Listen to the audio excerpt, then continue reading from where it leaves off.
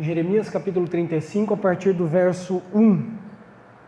Durante o reinado de Jeoaquim, filho de Josias, rei de Judá, o Senhor dirigiu esta palavra a Jeremias: vá à comunidade dos Recabitas, convide-os a virem a uma das salas do templo do Senhor e ofereça-lhes vinho para beber. Então busquei Jazanias, filho de Jeremias, filho de Abazinias, seus irmãos e todos os seus filhos e toda a comunidade dos Recabitas. Eu os levei ao templo do Senhor, à sala dos filhos de Anã, filho de Gigdalias, homem de Deus. A sala ficava ao lado da sala dos líderes e debaixo da sala de Maacéias, filho de Salum, o porteiro. Então coloquei vasilhas cheias de vinho e alguns copos diante dos membros da comunidade dos Recabitas e lhes pedi que bebessem. Eles, porém, disseram: não bebemos vinho, porque o nosso antepassado Jonadab, filho de Recabe, nos deu essa ordem: nem vocês, nem os seus descendentes beberão vinho. Vocês não construirão casas, nem semearão. Não plantarão vinhas, nem as possuirão. Mas vocês sempre habitarão em tendas. Assim vocês viverão por muito tempo na terra na qual são nômades. Temos obedecido a tudo que nos ordenou nosso antepassado Jonadab, filho de Recabe. Nós, nossas mulheres, nossos filhos e nossas filhas jamais bebemos vinho em toda a nossa vida. Agora pulo para o versículo 12. O Senhor dirigiu a palavra a Jeremias dizendo: assim diz o Senhor dos Exércitos, Deus de Israel: vai dizer aos homens de Judá e aos homens de Jerusalém: será que vocês não vão aprender a lição e obedecer as minhas palavras? Pergunta o Senhor. Jonadab, filho de Recabe, ordenou a seus filhos que não bebessem vinho, e essa ordem tem sido obedecida até hoje. Eles não bebem vinho porque obedecem à ordem do seu antepassado. Mas eu tenho falado a vocês repetidas vezes, e contudo vocês não me obedecem. Enviei a vocês repetidas vezes todos os meus servos, os profetas. Versículo 17. Portanto, assim diz o Senhor dos Exércitos, o Deus de Israel: trarei sobre Judá e sobre todos os habitantes de Jerusalém toda a desgraça da qual os adverti, porque falei a eles, mas não me ouviram, chamei-os, mas não me responderam. Jeremias disse à comunidade dos Recabitas: assim diz o Senhor dos Exércitos, o Deus de Israel: vocês têm obedecido aquilo que o seu antepassado Jonadab ordenou, têm cumprido todas as suas instruções e têm feito tudo o que ele ordenou. Por isso, assim diz o Senhor dos Exércitos, Deus de Israel: jamais faltará a Jonadab, filho de Recabe, um descendente que me sirva. Amém? Até aqui apenas. Eu vou basicamente ficar no capítulo 35 de Jeremias. É um livro que eu estou lendo aí já faz algumas semanas. E quando eu cheguei aqui nessa comunidade desses homens que tinham como descendente Jonadab, filho de Recabe, por isso eram os Recabitas, me chamou a atenção aqui a fidelidade, a obediência, a postura dos Recabitas em relação aos antepassados que deram ordens e eles estavam cumprindo à risca.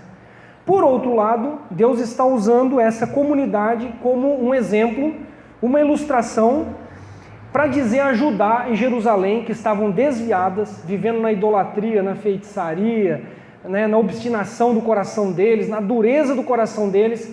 Deus está usando a comunidade dos Recabitas para dizer para eles: olha, eles obedecem ao antepassado deles, e vocês não me obedecem. Repetidas vezes eu enviei os meus profetas, os meus servos, e vocês continuam andando no erro, no engano, na má conduta de vocês. Vocês não corrigem as suas ações.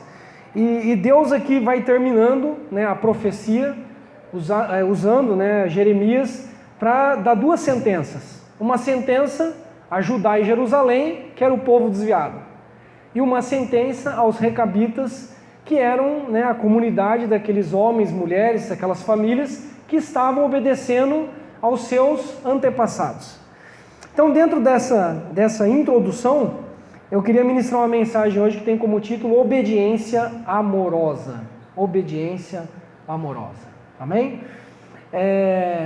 Eles tinham recebido algumas ordens, os recabitas. Uma delas era não beber vinho, ninguém dos descendentes deles. Outra delas é que eles não deveriam se fixar num local, mas eles eram nômades, não deveriam construir casas, nem plantar vinhas, nem lançar sementes, mas eles iam caminhando por vários territórios e assim eles viveriam. Era uma ordem, ou ordens, várias ordens, que tinham sido dadas por Jonadab, que era o líder principal deles, que era o filho, creio eu, do líder principal, que era Recabe, daí o nome Recabitas.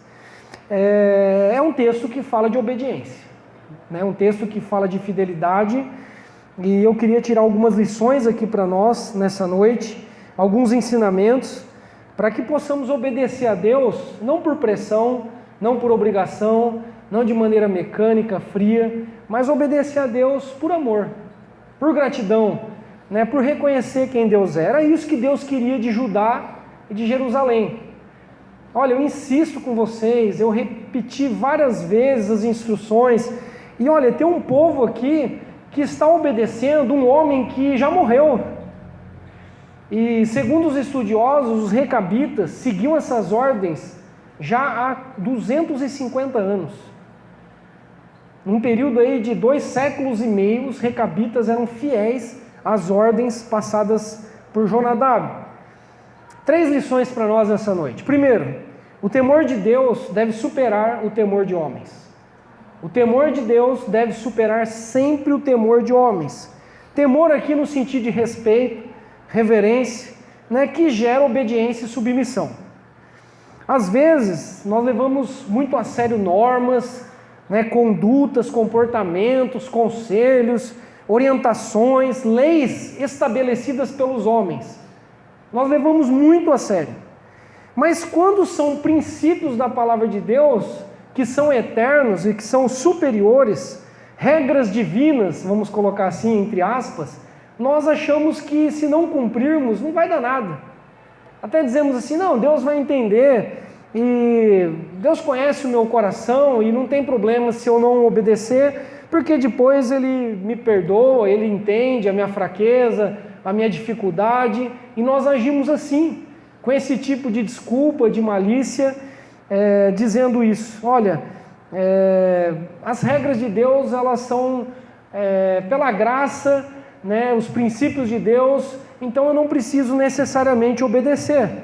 Mas quando se trata de homens, nós, talvez por medo da represália, de algum tipo de punição, lá no trabalho, por exemplo, você não chega atrasado, porque você fica, se eu chegar atrasado, vou ter uma advertência, vou ter talvez algo descontado no meu salário, ou se eu não cumprir uma norma de segurança da empresa, eu posso ser um causador de um acidente, alguma coisa assim, e aí nós obedecemos. Mesmo sendo homens, regras instituídas por homens, nós obedecemos. E quando se trata de Deus, nós relativizamos, nós racionalizamos, nós procuramos explicações e desculpas para não obedecer. Então é isso que está acontecendo com o povo de Deus. E Deus está pegando um outro povo que está obedecendo um homem morto. Está obedecendo alguém que tinha vivido há muito tempo atrás, que não era Deus. E essa comunidade seguia fielmente. Obedecer a alguém é uma forma de homenagear alguém. Guarde isso. Quanto mais você considera alguém, mais você respeita, mais você obedece, leva em consideração e, no caso de Deus, se submete. Quando nós obedecemos a Deus, nós estamos homenageando a Deus. Quando os recabitas obedeciam às ordens deixadas por Jonadab, o que eles estavam fazendo? Trazendo à memória o respeito, a reverência que eles tinham por Jonadab. Era uma maneira deles homenagearem Josadab. E eles faziam isso, como eu já disse, por 250 anos ininterruptos. Filhos, netos, bisnetos, tataranetos, homens, mulheres, eles conseguiam obedecer. E o que Deus está dizendo para o povo dele é o seguinte: olha, se eu que sou Deus e tirei vocês do Egito, né, e vivo para sempre, sou um Deus vivo, que não estou morto, vocês deveriam me obedecer, porque existe um povo que está obedecendo um homem que já morreu, que não é Deus, que não tem o poder de transformar a vida de vocês. Então Deus está dizendo isso para o povo, e Deus usava muito Jeremias na questão da profecia, sempre com essas ilustrações. Lembra do vaso na mão do oleiro? Deus sempre mostrava imagens para que o povo pudesse entender, e aqui Deus está usando toda uma comunidade como uma imagem de obediência, uma referência de exemplo, de homens e mulheres que eram fiéis. Olha isso em Malaquias, por exemplo, essa questão do temor de Deus e temor de homens. Malaquias capítulo 1, versículo 8. É um outro profeta que está dando uma exortação ao povo por causa dessa questão de às vezes até considerar mais os homens do que Deus. Ele diz assim, Malaquias 1, versículo 8. Na hora de trazerem animais cegos para sacrificar, vocês não veem mal algum. Na hora de trazerem animais aleijados e doentes como oferta, também não veem mal algum. Tentem oferecê-los de presente ao governador. Tente oferecê-los de presente ao governador. Será que ele se agradará de vocês? Será que ele os atenderá? Pergunta o Senhor dos Exércitos. Gente, vamos ser sinceros. Se você fosse à casa de alguém importante e fosse pensar num presente como sinal da tua gratidão, do teu respeito, da tua homenagem, você teria todo um cuidado para escolher esse presente. Para aqueles que são casados ou estão namorando, logo chega o dia dos namorados, né? Você vai comprar algo para sua esposa, para o seu esposo, ou para o namorado, ou para a namorada, ou para o noivo, para a noiva. Você não vai dar qualquer coisa. Você vai pensar com carinho se a pessoa gosta ou não, porque aquele presente representa o que você sente pela pessoa. Representa a tua consideração, o teu amor. Então você não vai chegar em qualquer lugar, pegar qualquer coisa ali, embrulhar de qualquer jeito e entregar. E o povo fazia isso com Deus. Na questão das ofertas, por exemplo, Malaquias estava repreendendo o povo porque eles levavam até Deus um animal aleijado, cego, aquele que não servia para nada, e entregava, está aí a oferta. E Deus diz através do profeta, faça isso diante de um governador humano. Vai lá e leva qualquer presente para ele para ver se ele vai te receber e vai te aceitar. Nós fazemos isso. Muitas vezes nós homenageamos mais aos homens do que a Deus.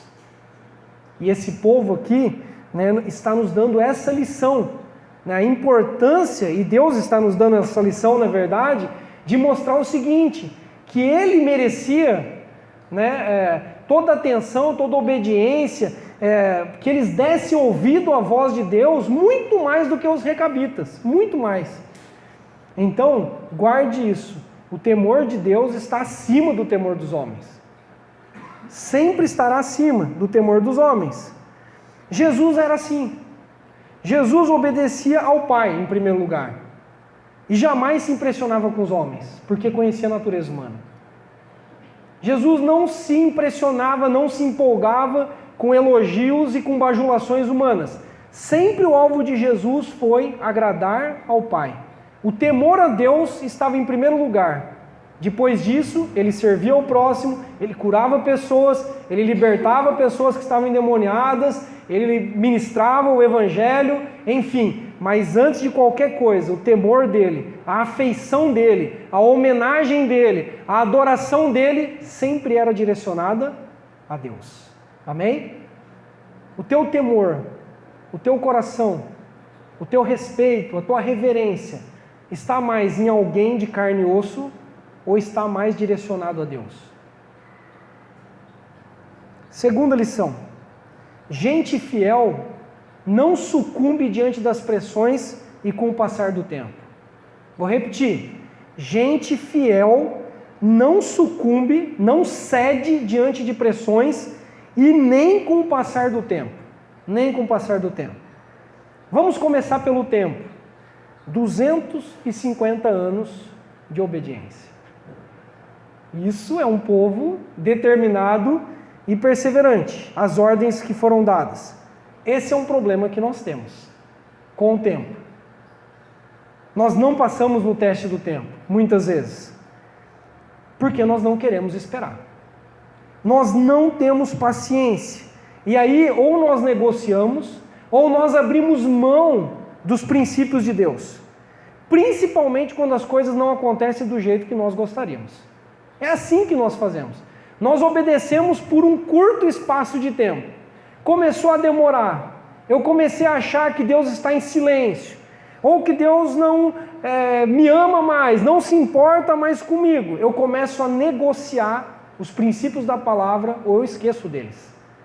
Mas nós temos um povo aqui que está há 250 anos obedecendo a Deus. Ou melhor, obedecendo ao seu líder, que era uma autoridade instituída por Deus.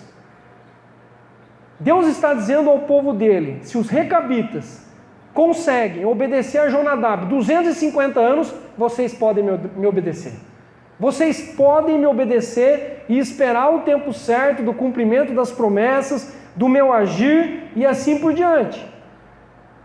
Você é alguém que tem passado no teste do tempo? Você é alguém paciente? Você é alguém que sabe esperar? Ou é alguém que rapidamente negocia os valores da palavra de Deus? Demorou um pouco, partiu. É assim com você? Uma outra coisa também. Os recabitas não cederam diante das pressões externas. Eles não cediam. Eles não cediam. E aqui é uma outra área que nós temos que vigiar e tomar cuidado. Preste atenção que eles não podiam beber vinho. Só que quem está oferecendo vinho a eles é Jeremias.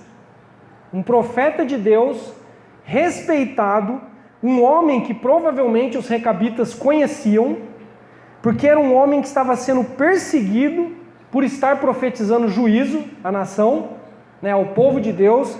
Então eles sabiam que ele era um homem sério. Os recabitas sabiam que ele era um homem de Deus. E ele chega, segundo as ordens de Deus, chama os recabitas para uma sala, coloca lá jarros cheios de vinho, vários copos e diz, bebam, sirvam-se. E os recabitas dizem um sonoro, não, nós não bebemos vinho, nós não construímos casas, nós não semeamos, nós não paramos em nenhum lugar, nós somos nômades e nós temos seguido essas ordens. Eles não cedem a ninguém, nem a um profeta de Deus que está ali como que testando eles. Testando eles. Eles poderiam ter pensado assim, se é Jeremias que está falando, um homem de Deus, eu acho que ele deve saber o que ele está falando, então vamos beber. Vamos quebrar essa ordem. Eles poderiam ter pensado assim, Jeremias é maior do que Jonadab. Jeremias é um santo homem de Deus. Mas não, eles permanecem fiéis às ordens que foram passadas. Um texto que eu me lembrei aqui, para fazer aqui junto uma ligação com esse texto, é Gálatas capítulo 1, versículo 8. Onde Paulo diz o seguinte, quando está defendendo o evangelho puro, genuíno. Paulo diz assim, mas ainda que nós, ou um anjo vindo dos céus, pregue um evangelho diferente daquele que nós pregamos, seja amaldiçoado. Paulo está dizendo isso, se eu desviar, ou se um anjo aparecer e pregar alguma coisa diferente do que eu tenho pregado até hoje, pode considerar amaldiçoado. Não dê ouvidos. Não dê ouvidos. Então, os recabitas não cediam a pressões externas. Não cediam às multidões. Algo que nós temos dificuldade também. Quando muitas pessoas, quando a maioria faz pressão sobre nós, nós temos a tendência de ceder. Esse povo é um povo que está blindado às pressões externas, que não negocia e que não abre mão e que continua fiel. Olha o que o escritor Eugene Peterson escreveu em seu livro Corra com Cavalos, ao comentar essa história dos recabitas. Olha o que ele escreve. Frase 1. Não podemos evitar as multidões. Sempre estaremos rodeados de pessoas, certo? Essas pessoas fazem pressão. mas nós podemos evitar sermos condicionados por elas. É possível resistir. É possível resistir. Uma outra frase do livro: cada vez que rejeitamos os hábitos e costumes da multidão e praticamos as disciplinas da fé, nos tornamos mais vivos. Nos tornamos mais vivos. Frase 3: as multidões mentem. Quanto maior o número de pessoas, menor a verdade presente. A integridade não é fortalecida pela multiplicação. Muita gente pensando igual não significa que elas estão pensando o certo e o verdadeiro. Os recabitas deveriam ser uma pequena comunidade. Poucas famílias, poucos homens, mas eles não cedem à pressão nem de Jeremias, eles não cedem à oferta de Jeremias, e eles também não se impressionam com aquilo que está no entorno deles e que os pressiona para que eles vivam de um jeito diferente. Eles continuam fiéis. Como você lida com essas duas questões? Com o tempo e com as pressões externas. Para você, a voz do povo é a voz de Deus? Para você, as notícias, que você ouve na televisão ou encontra no jornal, são elas que te guiam? São elas que definem as suas escolhas, por exemplo? São as conversas dos seus amigos, de pessoas que talvez sejam inteligentes, bem articuladas, A quem você ouve? Quem são os seus guias? Esse povo continua fiel, e nós podemos continuar fiéis, mesmo diante das pressões que nós sofremos todos os dias. Todo mundo que está aqui sofre pressão para ceder, para negociar, para abrir uma concessão. Todos os dias nós sofreremos pressão. E uma das pressões é essa questão do tempo, a espera. Quão difícil é esperar. Então essa é a segunda lição. E a última lição é que essa obediência amorosa gera bênção. Obediência amorosa gera bênção. E a desobediência cega gera maldição. Jeremias termina com duas sentenças, não foi isso? Dizendo o quê? Nos versos aí 18 e 19. Jeremias diz à comunidade dos recabitas: olha, vocês têm obedecido tudo aquilo que o antepassado de vocês disse. Então eu tenho uma promessa para vocês: nunca vai faltar alguém que me sirva no meio de vocês. Na família de vocês sempre existirão descendentes que me sirvam. Então, a obediência e a fidelidade dos recabitas agradava a Deus. Agradava a Deus. Deus se agradou disso e disse: olha, vocês serão abençoados. Agora, para Judá e Jerusalém, que insistia em não ouvir a voz de Deus, assim diz o Senhor, versículo 17: portanto, assim diz o Senhor dos Exércitos, o Deus de Israel: trarei sobre Judá e sobre todos os habitantes de Jerusalém toda desgraça do qual os adverti, porque falei a eles, mas não me ouviram, chamei-os, mas não me responderam. Olha a insistência de Deus: eu chamei, mas não me responderam. Eu falei, mas não me ouviram. Então que Deus nos dê bons ouvidos, e nos dê um coração disposto a atender o chamado de Deus. Porque Deus continua chamando hoje. Deus continua falando hoje. E a Bíblia diz que Deus fala principalmente através do Filho, está lá em Hebreus. Através de Jesus Cristo, através da sua palavra, Deus continua falando.